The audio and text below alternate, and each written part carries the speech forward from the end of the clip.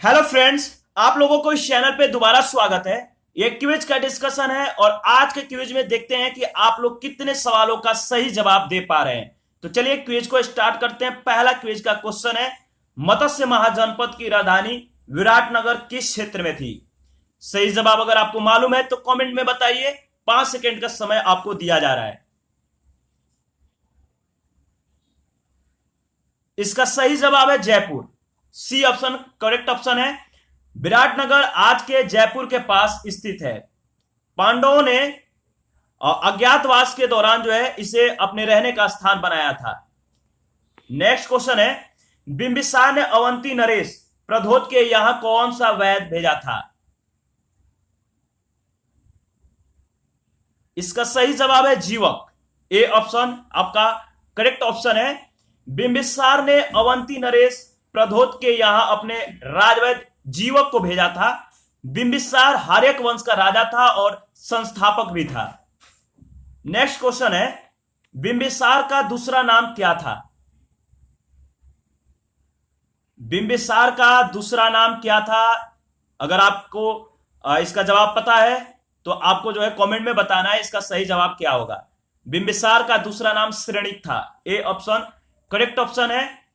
बिंबिसार को जैन धर्म के ग्रंथों में श्रेणी कहा गया है। बिंबिसार हार्यक वंश का संस्थापक था।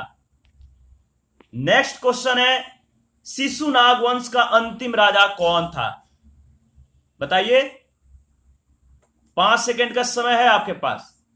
शिशुनाग वंश का अंतिम राजा नंदीवर्धन था। सी ऑप्शन आपका करेक्ट ऑप्शन है। शिशुनाग वंश का अंतिम राजा नंदीवर्धन था। उसने 367 ईस्वी पूर्व से 345 ईस्वी पूर्व में राज किया। इसके बाद महापद्म नंद ने नंद वंश की स्थापना की थी। आगे बढ़ते हैं। भारत का प्रथम साम्राज्य संस्थापक किसे कहा जाता है? भारत का प्रथम साम्राज्य संस्थापक किसे कहा जाता है? जवाब मालूम है तो कमेंट में बताइए। इसका सही जवाब है महापद्म नंद को। ए ऑप्शन आपका करेक्ट ऑप्शन है। महापद्म नंद को भारतीय साम्राज्य का संस्थापक कहा जाता है। उसने 345 ईस्वी पूर्व में नंद वंश की स्थापना की थी। नेक्स्ट क्वेश्चन है, नंद वंश की स्थापना किसने की? जवाब आपको मालूम है। इससे पहले वाले जो क्वेश्चन थे उसमें हम लोगों ने इसके बारे में डिस्कशन किया था। तो इसका सही जवाब है महापद्म नंद। ए ऑप्शन आपका करेक्ट ऑप्शन है। नंद वंश की स्थापना 345 ईस्वी पूर्व में महापद्म नंद के द्वारा की गई थी। 16 वर्षों तक जो है इसने राज किया। उसे क्षत्रियों का विनाश करने वाला बताया गया है। नेक्स्ट क्वेश्चन देखते हैं, अलेक्जेंडर ने भारत पर आक्रमण कब किया था? अलेक्जेंडर ने भारत पर आक्रमण 326 ईस्वी पूर्व में किया था। तो इसका ए सही जवाब है। और अलेक्जेंडर जो है 326 ईस्वी पूर्व में भारत पर आक्रमण करता है और वहां उसका पुरु के राजा पोरस से युद्ध होता है, जिसे हाइडेस्पिस या झेलम का युद्ध भी कहते हैं। आगे बढ़ते हैं। नेक्स्ट क्वेश्चन देखते हैं, अलेक्जेंडर ने जिस समय भारत पर आक्रमण किया था उस समय मगध पर कौन सा वंश का जो है राज था? यानी कौन सा वंश जो है उस समय राज कर रहा था? तो सही जवाब क्या होगा? अगर आपको जवाब मालूम है तो कमेंट में बताइए। इसका सही जवाब है नंद। नंद वंश जो है उस समय राज कर रहा था जब अलेक्जेंडर ने भारत पर आक्रमण किया था। तो ए ऑप्शन करेक्ट ऑप्शन है। अलेक्जेंडर के भारत पर आक्रमण के समय जो है नंद वंश का राजा घनानंद राज कर रहा था, जिसकी विशाल सेना के बारे में सुनकर अलेक्जेंडर की सेना जो है आगे बढ़ने से इनकार कर दी। नेक्स्ट क्वेश्चन है, अशोक ने कलिंग पर आक्रमण कब किया था? इसका सही जवाब है 261 ईस्वी पूर्व। ए ऑप्शन करेक्ट ऑप्शन है। अशोक ने अपने सिंहासनारोहण के 8वें वर्ष 261 ईस्वी पूर्व में कलिंग पर जो है आक्रमण किया। इस युद्ध में खून खराबे के बाद अशोक ने जो है बौद्ध धर्म अपना लिया था। आगे बढ़ते हैं। नेक्स्ट क्वेश्चन है, इंडिका का लेखक कौन था? यानी इंडिका के लेखक का नाम क्या है आपको बताना है। 4 ऑप्शन है, जवाब मालूम है तो कमेंट में बताइए। 5 सेकंड का समय आपके पास है। इसका सही जवाब है Megasthenes. B option correct option है। मेगास्थनीज को सेल्यूकस के कह सकते हैं कि मेगास्थनीज जो है ये सेल्यूकस निकेटर का राजदूत था। चंद्रगुप्त मौर्य के दरबार में यह नियुक्त किया गया था और उसने इंडिका नामक पुस्तक लिखी थी। आगे बढ़ते हैं। पल्लव राजा महेंद्र वर्मन सेकंड को किसने हराया था? 4 ऑप्शन है, जवाब अगर आपको मालूम है तो कमेंट में बताइए। पल्लव राजा महेंद्र वर्मन सेकंड को पुलकेशिन सेकंड ने हराया था। बी आपका सही जवाब है। पल्लव वंशी राजा महेंद्र वर्मन सेकंड को पुलकेशिन सेकंड के द्वारा जो है हराया गया था। पल्लव वंश चालुक्य राजाओं के दक्षिण में एक ब्राह्मण साम्राज्य था। महेंद्र वर्मन सेकंड के पुत्र नरसिंह वर्मन सेकंड ने पुलकेशिन सेकंड को हराया और इस युद्ध में पुलकेशिन सेकंड की मृत्यु हो गई। आगे बढ़ते हैं, नेक्स्ट क्वेश्चन देखते हैं। कालिदास का नाम किस अभिलेख में है?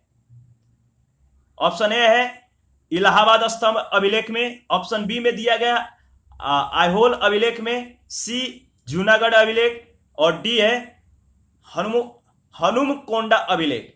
इसका सही जवाब क्या है? तो आइहोल अभिलेख आपका बी सही जवाब है। आइहोल अभिलेख वातापी के राजा पुलकेशिन सेकंड ने बनवाया था। वह जैन मातानुयायी था। उसने 610 ईस्वी से 642 ईस्वी तक राज किया था। इस अभिलेख को रविकीर्ति ने लिखा।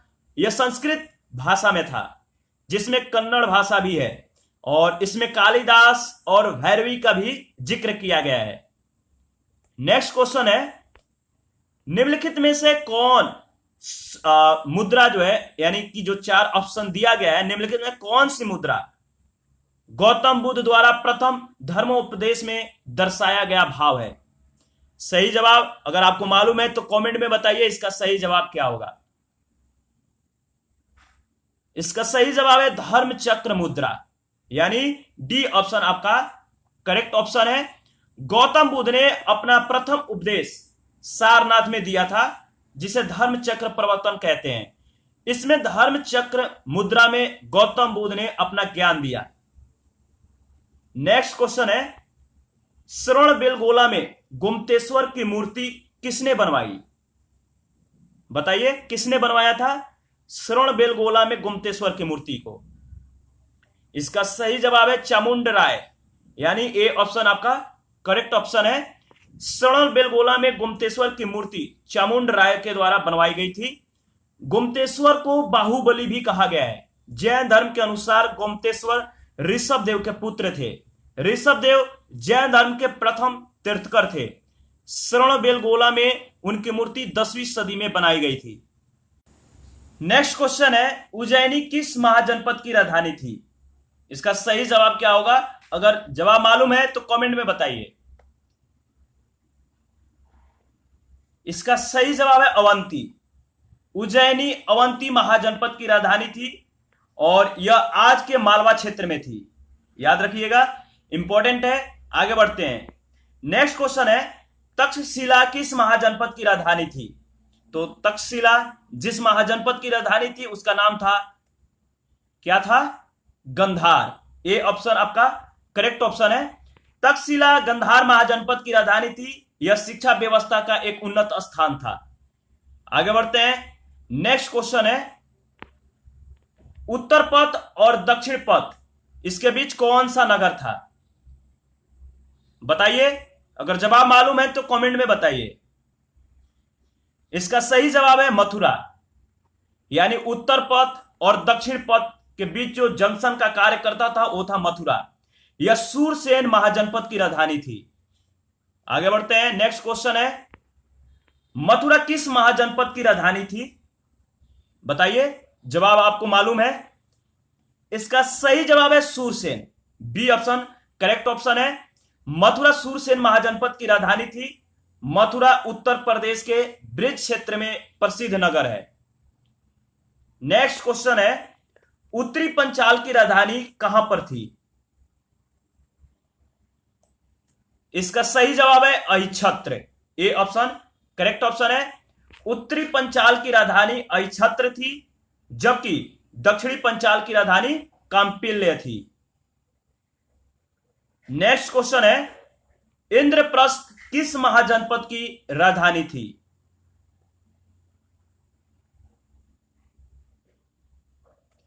तो कुरु की, यानी इंद्रप्रस्थ जो जिस महाजनपद की राजधानी थी वो था कुरु। ए ऑप्शन आपका करेक्ट ऑप्शन है। इंद्रप्रस्थ कुरु महाजनपद की राजधानी थी। इंद्रप्रस्थ वर्तमान में दिल्ली शहर का पुराना नाम है। आगे बढ़ते हैं। नेक्स्ट है, किस पल्लव राजा ने पुलकेशिन सेकंड को हराकर वातापी यानी बादामी पर जो है अधिकार कर लिया था? सही जवाब क्या होगा? अगर आपको जवाब मालूम है तो कमेंट में बताइए। इसका सही जवाब है नरसिंह वर्मन फर्स्ट, यानी ए ऑप्शन आपका सही जवाब है। ठीक है, आगे बढ़ते हैं, इसके बारे में देखते हैं। नरसिंह वर्मन पल्लव वंशी राजा थे। उन्होंने पुलकेशिन सेकंड को हराया और बादामी पर जो है अधिकार कर लिया था तथा राजधानी को 13 वर्षों तक जो है अपने अधिकार में रखा।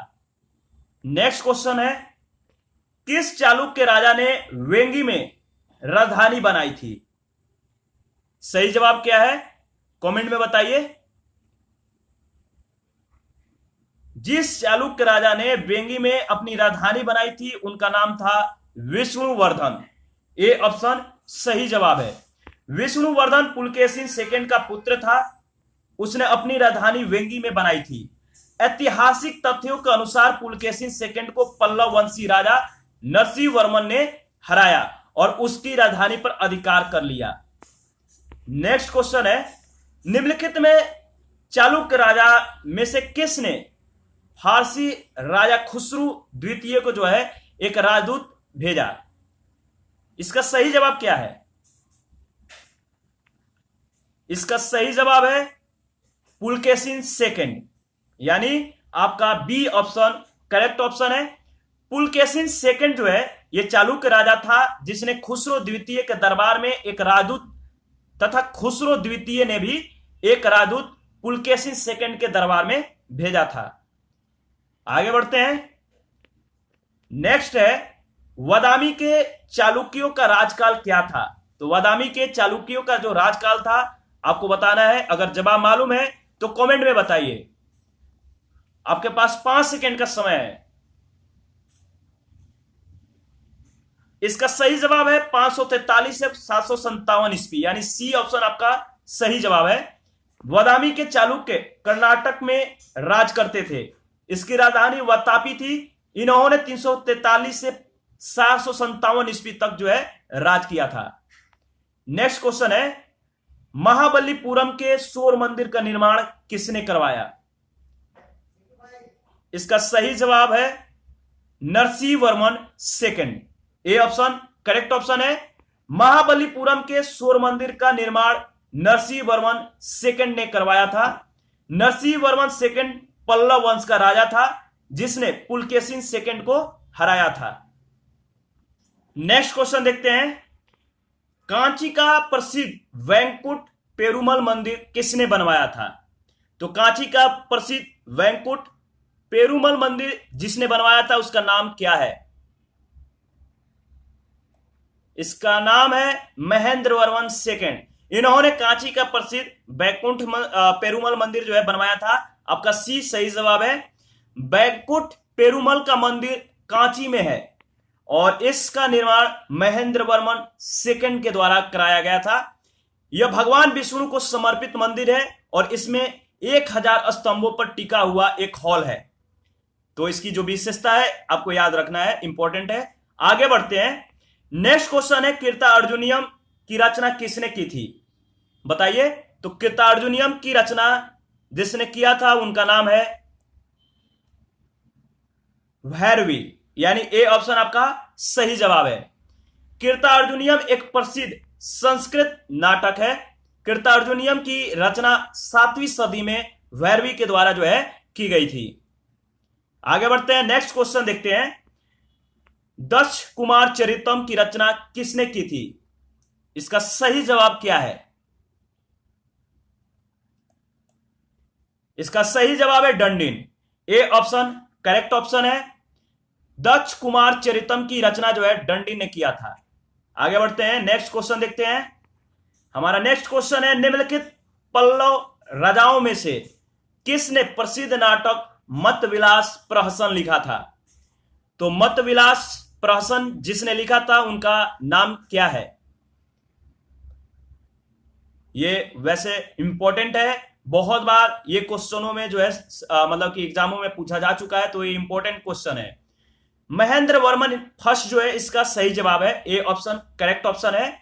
मतविलास प्रहसन एक प्राचीन संस्कृत एकांकी नाटक है। इसकी रचना प्रसिद्ध पल्लव राजा महेंद्र वर्मन फर्स्ट ने किया था। आगे बढ़ते हैं, नेक्स्ट क्वेश्चन है, दक्ष कुमार चरितम की रचना किसने की और रचयिता किसके दरबारी कवि था? इसका सही जवाब क्या है? दक्ष कुमार चरितम की रचना डंडिन ने किया था और ये किस मतलब यानी कि किसके दरबार से संबंधित है? तो नंदी वर्मन के दरबार के कवि थे। ए ऑप्शन आपका सही जवाब है। दोनों ऑप्शन इसमें दिया गया है, डंडिन और नंदी वर्मन। दक्ष कुमार चरितम की रचना जो है डंडिन ने किया था, जो नंदी वर्मन सेकेंड के दरबारी कवि थे। भाणवी और डंडिन क्रमशः कीर्तनजुनियम और दक्ष कुमार चरितम के लेखक पल्लव अदालत में रहते थे। आगे बढ़ते हैं, नेक्स्ट क्वेश्चन है, कादंबरी किसने लिखी? इसका सही जवाब क्या होगा? सही जवाब है बाणभट्ट। बाणभट्ट जो है इसका सही जवाब है। इन्होंने कादंबरी का रचना किया था। कादंबरी की रचना बाणभट्ट ने किया था। बाणभट्ट जो है ये हर्षवर्धन के दरबार के कवि थे और इसके अलावा उसने हर्षचरित की भी रचना की थी। नेक्स्ट क्वेश्चन है, हर्षवर्धन का दूसरा नाम क्या था? सही जवाब क्या है? हर्षवर्धन का दूसरा नाम शिलादित्य था। ए ऑप्शन करेक्ट ऑप्शन है। हर्षवर्धन वर्धन वंश या पुष्यभूति वंश का जो है राजा था। ठीक है, किसका? हर्षवर्धन वर्धन वंश या पुष्यभूति वंश का राजा था। उसने 606 ईस्वी से 647 ईस्वी पूर्व तक जो है राज किया था। उसका दूसरा नाम था शिलादित्य। नेक्स्ट जो हमारा क्वेश्चन है, हर्षवर्धन द्वारा लिखे गए नाटक कौन सा है? तो हर्षवर्धन ने कौन सा नाटक इन 4 ऑप्शनों में लिखा है? सही जवाब क्या है? तो देखिए, हर्षवर्धन ने नागानंद, रत्नावली और प्रियदर्शिका तीनों की रचना किया है, यानी डी ऑप्शन आपका करेक्ट ऑप्शन है, उपयुक्त सभी। हर्षवर्धन जो है ये वर्धन वंश का राजा था, जो प्रभावकार वर्धन का पुत्र था और उसने 606 ईस्वी से 647 ईस्वी तक जो है राज किया था और उसके 3 प्रमुख नाटक हैं, नागानंद, रत्नावली और प्रियदर्शिका। आगे बढ़ते हैं, नेक्स्ट क्वेश्चन है, हर्षवर्धन के समय कौन सा चीनी यात्री भारत आया था? कौन आया था? तो हर्षवर्धन के समय ह्वेनसांग भारत आया था। आपका बी ऑप्शन जो है करेक्ट ऑप्शन है। ह्वेनसांग एक चीनी यात्री था जो हर्ष के समय जो है भारत आया था। वो यानी जो ह्वेनसांग है यह गौतम बुद्ध की शिक्षाओं का अध्ययन करने के लिए यह आया था और उसने नालंदा विश्वविद्यालय में पहले छात्र फिर शिक्षक के रूप में कार्य किया था। आगे बढ़ते हैं, नेक्स्ट क्वेश्चन है, हर्षवर्धन को किस राजा ने हराया था? सही जवाब बताइए। हर्षवर्धन को पुलकेशिन सेकंड ने हराया था। आपका सही जवाब है ए ऑप्शन। हर्षवर्धन ने समस्त उत्तर भारत जीत लिया। इसके बाद उसने दक्षिण की ओर कूच किया और उसका चालुक्य सम्राट पुलकेशिन सेकंड से युद्ध हुआ, किंतु वह यह जो है हर्ष इस युद्ध में पराजित हो गया और उसकी हाथी सेना का बहुत नुकसान हुआ। आगे बढ़ते हैं, नेक्स्ट क्वेश्चन देखते हैं। नेक्स्ट क्वेश्चन है, हर्षवर्धन के समय चीन का सम्राट कौन था? सही जवाब क्या है? अगर जवाब आपको मालूम है तो कमेंट में बताइए। हर्षवर्धन के समय चीन का सम्राट था तेजोंगा। यानी तेजोंग आपका सही जवाब है। हर्षवर्धन के समय चीन का सम्राट तेजोंग था। हर्षवर्धन ने 641 ईस्वी में तेजोंग के दरबार में एक दूत भेजा था। नेक्स्ट क्वेश्चन है, हर्षवर्धन के समय कनौज सभा किस मत के प्रचार के लिए हुई थी? यानी हर्षवर्धन के समय कनौज सभा जिस मत प्रचार के लिए हुई थी उसका नाम बताना है। बताइए किसके लिए जो है यह जो कनौज सभा है किस प्रचार के लिए, किस मत के प्रचार के लिए जो है आयोजित हुई थी? तो इसका सही जवाब है महायान। महायान मत के प्रचार के लिए कनौज सभा का जो है आयोजन किया गया था। यानी ए ऑप्शन आपका सही जवाब है। हर्षवर्धन बौद्ध धर्म का महायान मतानुयायी था। कौन सा मत का था? महायान मतानुयायी था हर्षवर्धन। हर्षवर्धन के समय 643 ईस्वी में कनौज में सभा हुई थी जिसका उद्देश्य महायान का प्रचार करना था। हालांकि हर्षवर्धन एक सही सुडु सम्राट था और वो हिंदू, जैन और बौद्ध धर्म सभी का जो है आदर करता था। नेक्स्ट क्वेश्चन है, नागानाथ की रचना किसने की? इसका सही जवाब क्या होगा? इसका सही जवाब है हर्षवर्धन। ए ऑप्शन करेक्ट ऑप्शन है। नागानाथ नामक प्रसिद्ध पुस्तक की रचना हर्षवर्धन ने किया था। हर्षवर्धन वर्धन वंश का राजा था और इसने 606 से 647 ईस्वी तक राज किया था। हर्ष स्वयं एक विद्वान व्यक्ति था। नागानाथ बौद्ध धर्म में काफी प्रसिद्ध था। नेक्स्ट क्वेश्चन है, ऐहोल अभिलेख किसने लिखा?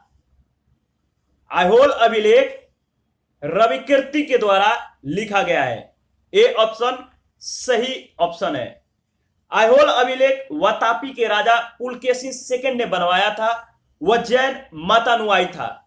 उसने 610 से 642 ईस्वी तक जो है राज किया था और इस अभिलेख को रविकीर्ति ने लिखा। यह संस्कृत भाषा में था जिसमें कन्नड़ भाषा भी है और इसमें कालिदास और भैरवी का जो है जिक्र किया गया है।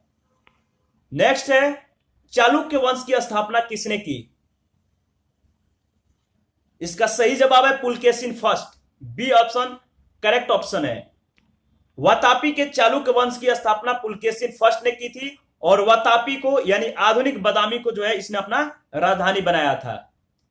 आगे बढ़ते हैं, श्वेतांबर किसके नेतृत्व में विकसित हुआ था? सही जवाब है स्थूलभद्र। ए ऑप्शन करेक्ट ऑप्शन है। जैन धर्म दो पंथों में जो है बट गया था, एक श्वेतांबर में, दूसरा दिगंबर। श्वेतांबर वे लोग कहलाते थे जो श्वेत वस्त्र धारण करते थे और यह जो थे स्थूलभद्र के नेतृत्व में विकसित हुए थे। दिगंबर जो वस्त्र विहीन थे, नंगे रहते थे और ये जो है भद्रबाहु के नेतृत्व में विकसित हुए थे। आगे बढ़ते हैं, दक्षिण भारत में जैन धर्म किसके नेतृत्व में फैला? इसका सही जवाब है Bhadrabahu. B option correct option है। दक्षिण भारत में जैन धर्म भद्रबाहु के नेतृत्व में जो है विकसित हुआ था, फैला था। भद्रबाहु ने ही चंद्रगुप्त मौर्य को जैन धर्म की दीक्षा दी थी। आगे बढ़ते हैं, कर्नाटक में जैन धर्म का प्रचार किसने करवाया? बताइए। तो इसका सही जवाब है चंद्रगुप्त मौर्य। ए ऑप्शन करेक्ट ऑप्शन है। कर्नाटक में जैन धर्म का प्रचार चंद्रगुप्त मौर्य ने किया। उसने जैन मुनि भद्रबाहु से दीक्षा ली और अपना अंतिम समय श्रवणबेलगोला में बिताया था। आगे बढ़ते हैं, अशोक के पौत्र कौन था जिसने जैन धर्म का जो है स्वीकार किया था? यानी जैन धर्म को स्वीकार किया था अशोक का पौत्र, और इसका नाम क्या था? इसका नाम था संप्रति। यानी ए ऑप्शन करेक्ट ऑप्शन है। अशोक बौद्ध धर्म का अनुयायी था, लेकिन अशोक के पौत्र संप्रति ने भी जैन धर्म को जो है स्वीकार किया था।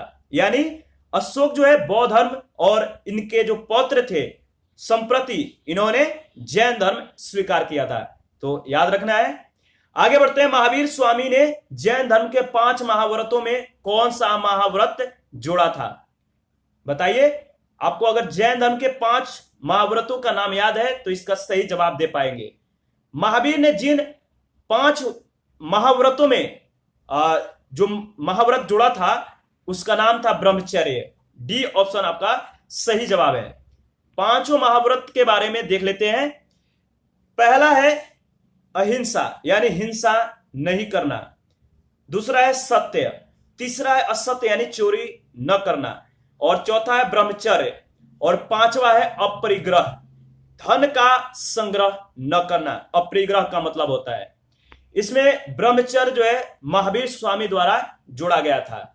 आगे बढ़ते हैं। नेक्स्ट क्वेश्चन है बौद्ध धर्म और जैन धर्म में क्या समानता है। तो देखिए बौद्ध धर्म और जैन धर्म दोनों धर्म इंपॉर्टेंट है पॉइंट ऑफ व्यू किसके, एग्जाम के। और इसमें देखिए जो सही है वो है आपका उपयुक्त सभी, यानी डी ऑप्शन सही जवाब है। दोनों ने जाति प्रथा का विरोध किया था, दोनों ने पुनर्जन्म का सिद्धांत को माना था, और दोनों धर्मों ने अहिंसा और सत्य का प्रचार किया था।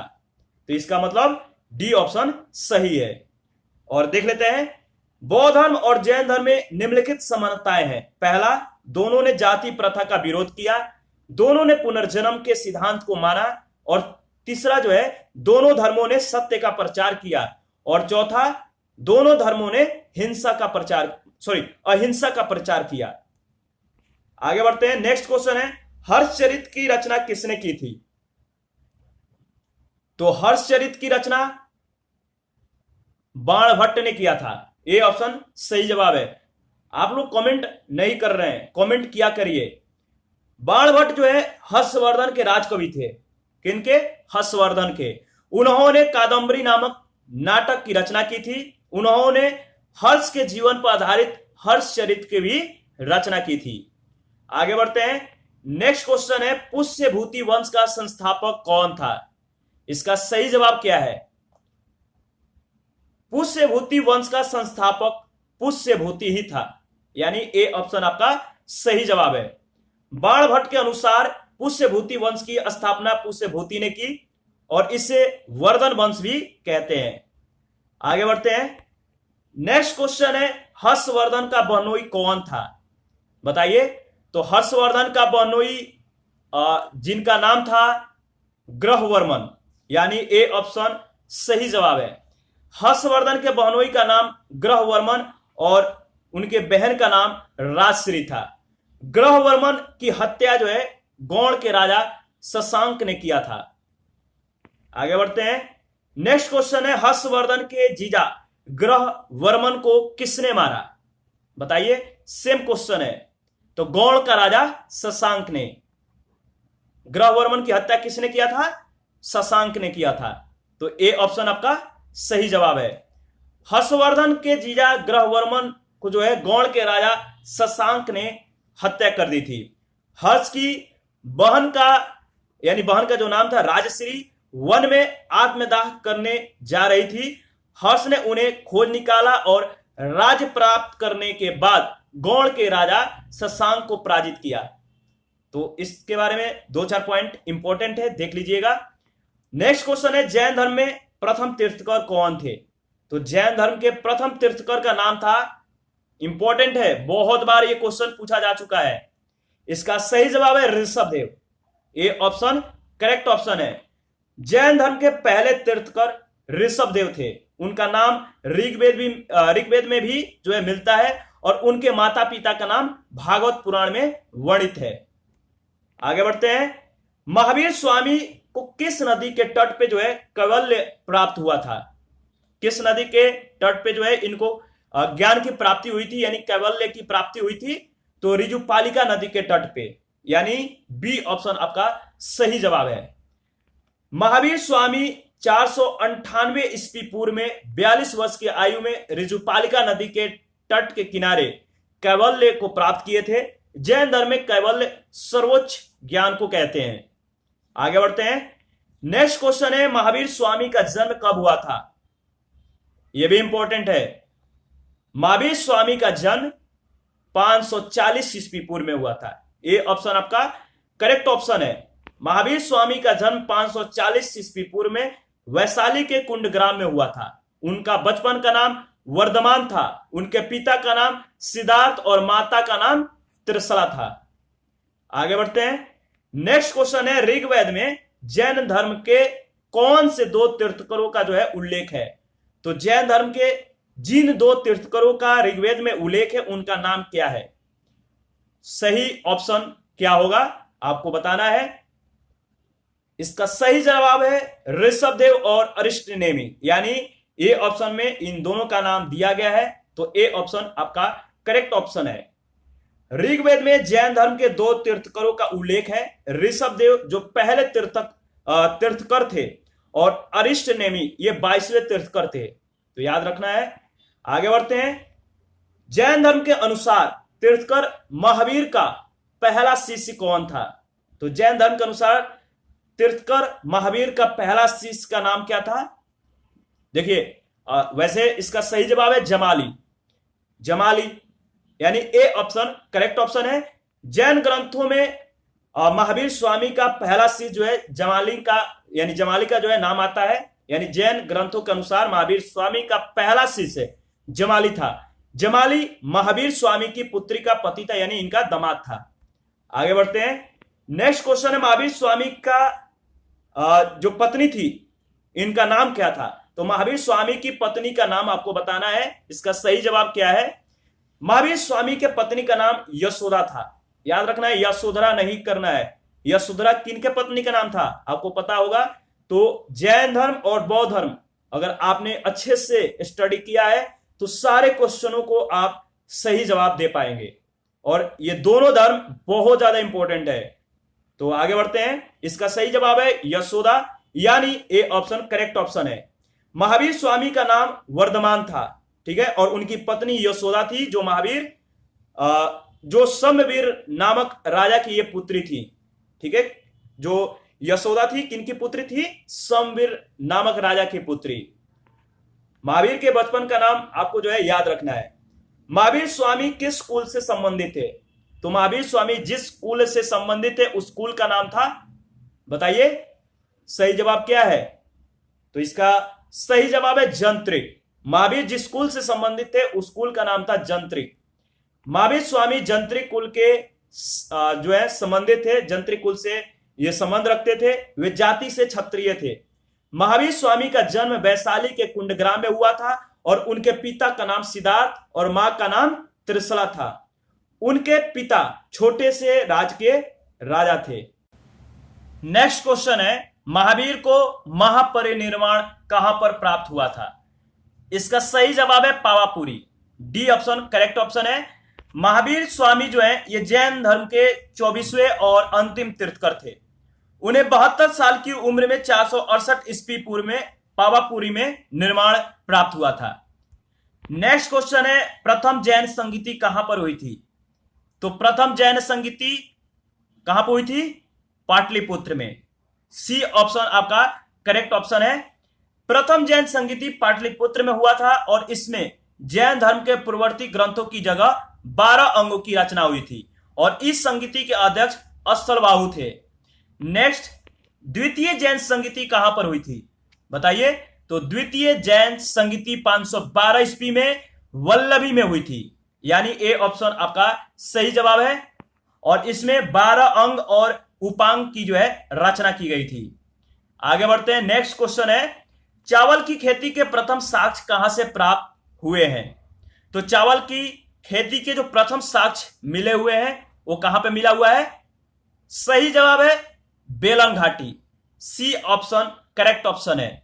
चावल की खेती के प्रथम साक्ष्य बेलन घाटी से प्राप्त हुए हैं और यह स्थान उत्तर प्रदेश के इलाहाबाद में है। याद रखना है, इंपॉर्टेंट है। सिंधु घाटी सभ्यता के किस स्थल से अग्नि वेदिकाएं प्राप्त हुई हैं? सही जवाब क्या है?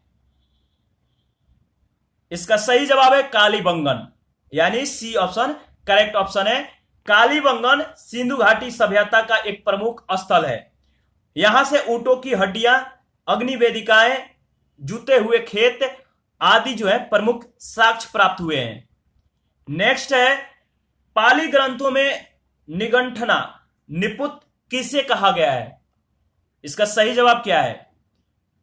ठीक है, पाली भाषा में यानी पाली ग्रंथों में निगंठना निपुत जो है जिन्हें कहा गया उनका नाम है महास्वामी, महावीर स्वामी, यानी डी ऑप्शन आपका सही जवाब है। पाली भाषा में महावीर स्वामी को जो है निगंठना निपुत कहा गया है। महावीर स्वामी जैन धर्म के 24वें और अंतिम तीर्थकर थे। आगे बढ़ते हैं। नेक्स्ट क्वेश्चन है, किस गुप्त राजा को लिच्छवी दौहित्र कहा जाता है? इसका सही जवाब क्या है? तो जिस गुप्त राजा को लिच्छवी दौहित्र कहा जाता था उनका नाम था समुद्रगुप्त, यानी कि आपका डी ऑप्शन करेक्ट ऑप्शन है। समुद्रगुप्त चंद्रगुप्त प्रथम का बेटा था। वह चंद्रगुप्त की पत्नी लिच्छवी राजकुमारी का पुत्र था और इसी कारण समुद्रगुप्त को लिच्छवी दौहित्र जो है कहा जाता था, अर्थात लिच्छवियों की पुत्री का पुत्र। इसका मतलब यह है। आगे बढ़ते हैं। नेक्स्ट क्वेश्चन है, मौर्य काल के दौरान राजस्व की वसूली कौन सा अधिकारी करता था? सही जवाब आपको कमेंट में बताने हैं। तो इसका सही जवाब है संहर्ता, सी ऑप्शन करेक्ट ऑप्शन है। मौर्य काल के दौरान राजस्व विभाग का मुख्य अधिकारी संहर्ता होता था, जिसका कार्य थे पूरे राज्य से राजस्व की वसूली करना। राजस्व का प्रमुख स्रोत क्या था? कृषि था। आगे बढ़ते हैं। नेक्स्ट क्वेश्चन है, गुप्त काल के दौरान स्वर्ण सिक्कों की कमी और गुप्त काल के बाद सिक्कों की कमी का क्या कारण था? सही जवाब आपको बताना है। 5 सेकंड का समय आपके पास है।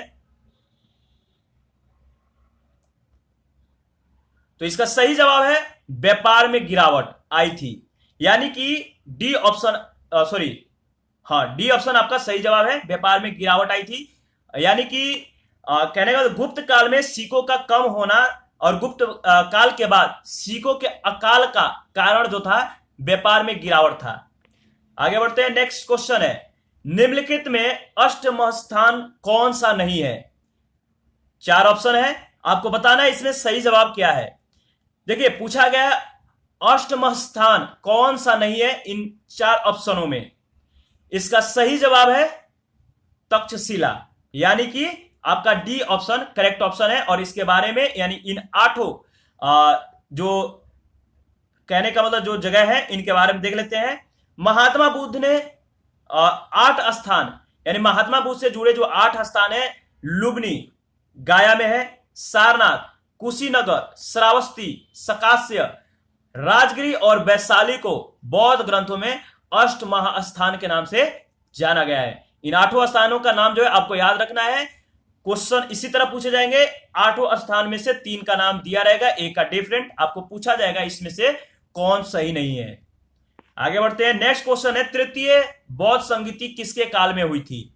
तो तृतीय बौद्ध संगीति जिसके काल में हुई थी उनका नाम था क्या था? अशोक। ए ऑप्शन आपका सही जवाब है। तृतीय बौद्ध संगीति अशोक के काल में हुई थी। यह पाटलिपुत्र में जो संगीति हुई थी, पाटलिपुत्र में हुई थी। और तृतीय बौद्ध संगीति के अध्यक्ष कौन थे? मोगलीपुत्र तीसस। नेक्स्ट क्वेश्चन है, गौतम बुद्ध को किस उम्र पर जो है ज्ञान प्राप्त हुआ था? यानी किस उम्र के दौर पे जो है इन्होंने ज्ञान प्राप्त किया था? ठीक है, गौतम बुद्ध 35 वर्ष के उम्र में वट वृक्ष के नीचे जो है ज्ञान को प्राप्त किए थे, यानी आपका बी ऑप्शन करेक्ट ऑप्शन है। और नेक्स्ट क्वेश्चन है हमारा, गौतम बुद्ध एकमात्र पुत्र का क्या नाम था? तो गौतम बुद्ध के पुत्र का नाम था राहुल, यानी कि आपका ए ऑप्शन जो है ए वाला जो है राहुल, यानी करेक्ट ऑप्शन है। गौतम बुद्ध के पत्नी का नाम यशोधरा था। उनका एक पुत्र था राहुल जिसका नाम था, जिसका जन्म 534 ईस्वी पूर्व में हुआ था। नेक्स्ट हमारा जो क्वेश्चन होंगे नेक्स्ट वीडियो में आएंगे। अभी के लिए इतना ही। आप अपना कमेंट जरूर करिए। कोई भी सुझाव, कोई भी आपके पास क्वेश्चंस हो, आप मुझे कमेंट में बता सकते हैं। आपके क्वेश्चंस को अगर इंपॉर्टेंट होगा तो जोड़ लिया जाएगा और नेक्स्ट डिस्कशन में आपके क्वेश्चंस को जो है डिस्कस किया जाएगा। तो अभी के लिए इतना ही। आप टेलीग्राम चैनल को ज्वाइन कर लीजिए। टेलीग्राम पे आपको करंट अफेयर से रिलेटेड या बहुत सारे मटेरियल जो है आपको प्रोवाइड कराए जाते हैं। तो थैंक यू। मिलते हैं न्यू वीडियो में न्यू क्वेश्चंस के साथ। Thank you.